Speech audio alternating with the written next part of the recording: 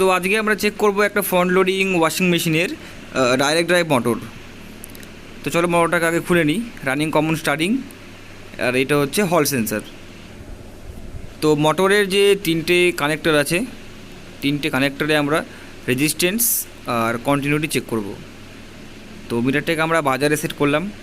বাজারে সেট করার পরে তিনটে যে কানেকশান আছে তিনটে যে আমার পয়েন্ট আছে এখানে রানিং কমন স্টার্টিং, তো তিনটের সঙ্গে তিনটেরই সেম রেজিস্ট্যান্স শো হতে হবে, আর তিনটের মধ্যেই কন্টিনিউটি শো হতে হবে। যদি কন্টিনিউটি মানে বাজার যদি বাজে আর তিনটেরই যদি রেজিস্ট্যান্স সেম হয় তো আমাদের মোটরটা ঠিক আছে।